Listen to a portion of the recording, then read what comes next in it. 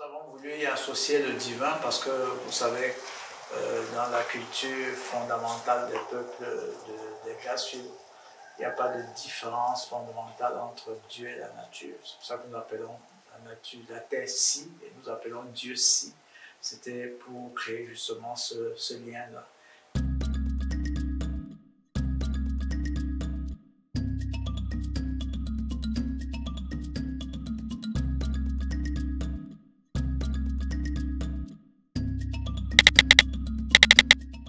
Ok, Bapa est comme pas mal de royaumes que nous avons dans la région de l'Ouest, qui sont appelés des villages aujourd'hui, c'est des royaumes indépendants dans le temps. Les Bapa ont été créés par un groupe de chasseurs qui, au cours d'une partie de chasse, a trouvé cet endroit propice pour s'installer. Et ils s'y sont installés. C'était des groupes de personnes qui venaient lors des migrations successives des peuples Grassfields. C'est depuis les années 1600, la fin des années 1600, que les Bapa se sont installés sur le site actuel. Donc nous sommes aujourd'hui à la 11e génération, à la 11e dynastie de rois dans la tête de ce royaume. C'est un royaume qui a connu aussi beaucoup de guerres, d'occupations, guerres de conquête. Un royaume qui jadis était plus vaste que les 15 km² actuels. Mais au cours des guerres successives, le peuple Bapa a dû s'exiler et son royaume réduit. Donc c'est un peuple essentiellement de chasseurs, d'agriculteurs, d'éleveurs, mais aussi d'artisans, de forgerons. C'est leur réputation de bons forgerons et de bons guerriers. Ils ont forgé cette réputation au fil des ans. Aujourd'hui, les Bapa sont un peuple qui aspire à se développer, à construire un village avec une certaine authenticité, à préserver leur patrimoine, à s'ouvrir au monde, mais en préservant son originalité et son authenticité. Dégaler la nature, c'est scier une branche sur laquelle on est assis. Donc, c'était pour nous une façon d'interpeller parce que nous sommes justement au fait des changements climatiques dans ce village avec les nappes phréatiques qui baissent, avec les déboisements. Nous sommes en altitude, on n'a pas beaucoup de forêt. Il y a les feux de brousse qui créent pas mal de problèmes dans le village. Il y a l'érosion avec notre sol qui est sablonneux. Il y a aussi qu'on perd certains savoir-faire, certains savoir-vivre, des sous-champs, par exemple les bambus de raffia dans les bas-fonds, dont nous voulions interpeller à travers le musée, nous voulions interpeller l'être humain pour la préservation de la nature. Et nous avons voulu y associer le divin parce que, vous savez, dans la culture fondamentale des peuples des Grassfields, il n'y a pas de différence fondamentale entre Dieu et la nature. C'est pour ça que nous appelons la nature, la terre si, et nous appelons Dieu si. C'était pour créer justement ce lien-là. De dire qu'attaquer la nature, c'est aussi s'attaquer à quelque chose de divin. Donc voilà un peu, c'est autour de cette problématique-là que nous avons voulu intituler notre musée Homme, Nature et Croyance. Je pense qu'on a voulu montrer à ce peuple qui sont d'abord détenteurs de ce patrimoine. La chefferie n'est qu'une vitrine du patrimoine parce que ce que vous voyez au musée, ce n'est pas les artisans juste de la chefferie, c'est les artisans de tout le village. Il y a un savoir-faire dans tous les villages, même les villages voisins. Donc on a voulu d'abord que le peuple s'approprie son patrimoine, sache que c'est un patrimoine qui lui appartient. Et on a voulu aussi transmettre ce patrimoine aux plus jeunes. Vous savez, aujourd'hui, il y a un conflit de génération, il y a les lumières de l'Occident qui font croire à nos enfants que ce qui est bien vient forcément d'ailleurs. Notre rôle était aussi de montrer aux nôtres que nous avons des ressources, nous avons des patrimoines, nous avons des richesses dont nous pouvons être fiers et il faut les valoriser, il faut en faire la promotion. C'était un peu ça le challenge, de montrer qu'avec ce que nous détenons, ce que l'Afrique a, on peut produire quelque chose de bien qui permet d'avoir un musée comme celui-là, avec une certaine authenticité, et surtout qui met en exergue notre savoir-faire. Donc c'était un peu ça le rôle, permettre aux gens de s'approprier ce patrimoine, d'en être fiers, de ne pas considérer notre patrimoine toujours comme quelque chose de subsidiaire ou bien quelque chose de folklorique, de dire qu'on peut être moderne en étant authentique. Donc, ne pas faire cette opposition complètement absurde entre modernisme et tradition, pensant que tout ce qui vient des autres est bien et tout ce qui est traditionnel est mauvais. C'était un peu ça, attirer les jeunes, de montrer qu'on a ce patrimoine-là et surtout les permettre d'en être fiers et de susciter en eux l'envie de promouvoir et de préserver ce patrimoine.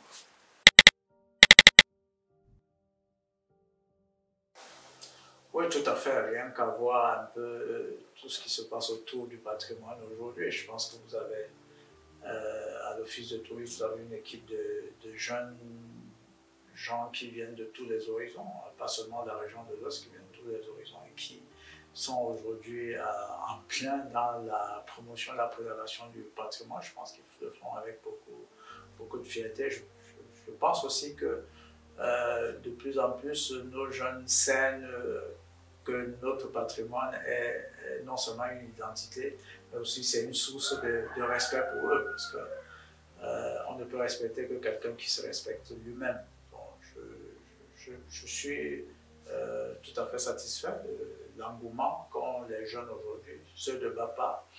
Particulièrement, il y a beaucoup qui viennent visiter le musée. Je pense qu'ils sont, pour la plupart, en ce qui me concerne, je pense que les retours que j'ai, c'est que tous les jeunes sont fiers d'ailleurs quand il y a des projets ici, désormais, des chantiers qu'on lance. Les jeunes sont prêts à apporter leur concours. Le travail qui a été fait au musée, ce n'est pas des artisans du village.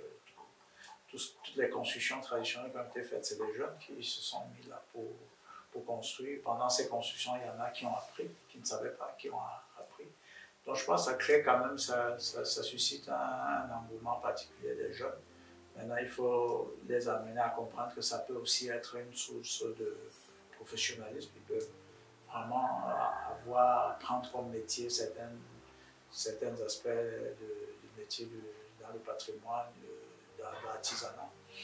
La boutique du musée vend des produits artisanaux des jeunes, non seulement de Papa, mais de la région. Donc, ça permet qu'ils aient une vitrine aussi pour présenter les œuvres. Donc, ça leur permet aussi de réfléchir à la création, de créer d'autres œuvres.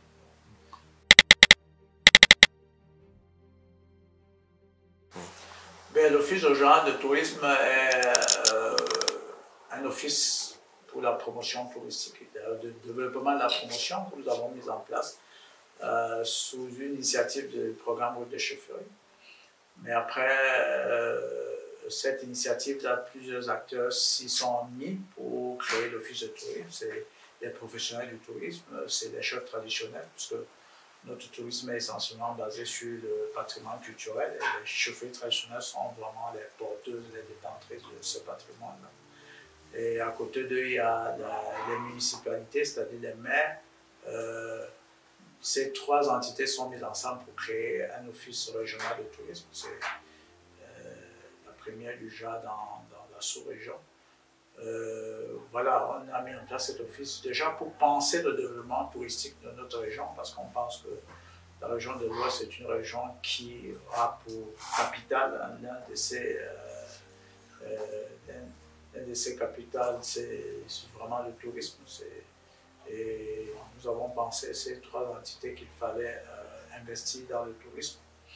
On a très rapidement élaboré un plan de développement régional que nous avons appelé schéma directeur de tourisme de l'Ouest.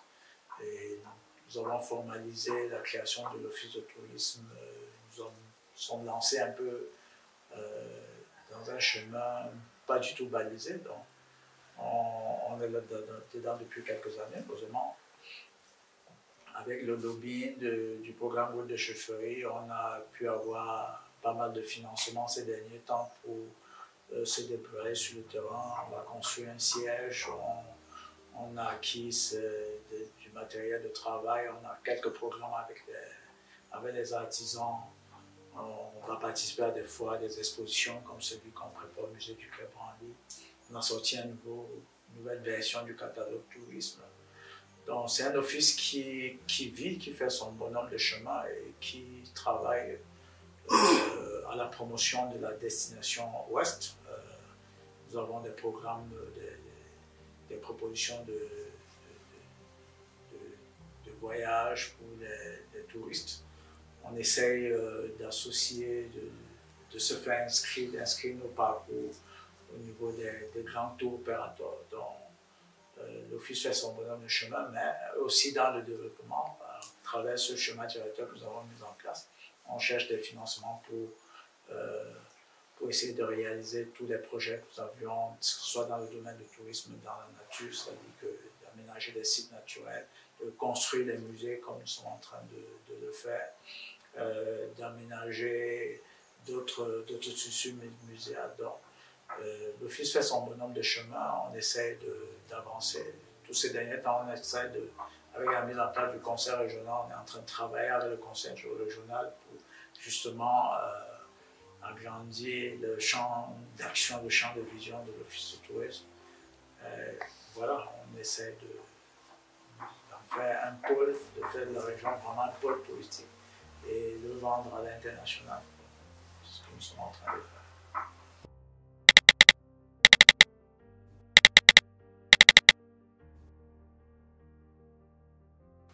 J'ai déjà dit que le sacré se trouve partout. Toute société sans connotation sacrée est une société complètement ouverte et en déperdition. Le sacré, dans les églises, vous voyez le sacré, partout. Aujourd'hui, il y a même des groupes socio-professionnels, vous avez le sacré, on parle des sectes, entre guillemets, on va parler de... C'est le sacré. Je pense que la première des choses, c'est le respect. La base de tout aspect du sacré, c'est le respect. Il faut respecter les autres. Et puis, ne pas avoir de préjugés. La chefferie, par exemple, c'est un lieu public. Il y a des interdits. Parce qu'il ne faut pas... Ce n'est pas un lieu complètement ouvert où on peut aller n'importe où. Il y a des étapes à franchir. Mais c'est un lieu public. Tout le monde peut avoir accès à tel ou tel cours en fonction de votre initiation ou toute autre chose. Donc, je pense qu'aux jeunes, il faudrait faire comprendre que les sociétés ou bien la colonisation a beaucoup diabolisé nos traditions. On a peur de nos traditions sans les connaître. Je pense que de plus en plus, avec les initiatives que nous prenons, c'est ramener les jeunes vers leurs traditions et leur dire qu'il y a du sacré, il y a des choses à respecter, mais ce n'est pas forcément des choses qui leur feront peur. C'est juste respecter. Et surtout, on voudrait que les jeunes Africains se réapproprient leur culture, leur tradition et en soient fiers. La chose que nous avons, c'est que les autres sociétés rejettent un peu nos traditions. Les autres églises même rejettent un peu nos traditions. Pourtant, il n'y a rien de pire dans nos traditions que dans d'autres sociétés. Je pense que nous devons être fiers. Plus on est fiers de nos sociétés, plus on est fiers de notre culture, plus on apprend à connaître cette culture-là et de mieux en mieux on sème cette culture. Donc je pourrais recommander aux jeunes de vraiment se rapprocher de la culture, de ne pas fuir la culture. Et d'ailleurs, la seule façon pour eux d'être respectés, d'être reconnus en tant qu'entité, c'est de présenter ce qu'ils ont, quelle est la différence entre eux et les autres. Si on veut juste passer notre vie à singer les autres, on sera juste des pâles copies des autres, on ne sera pas nous-mêmes. Il faut être soi-même pour être respecté par les autres. Tant que les jeunes Africains ne comprendront pas ça, nous passons notre temps à singer les autres.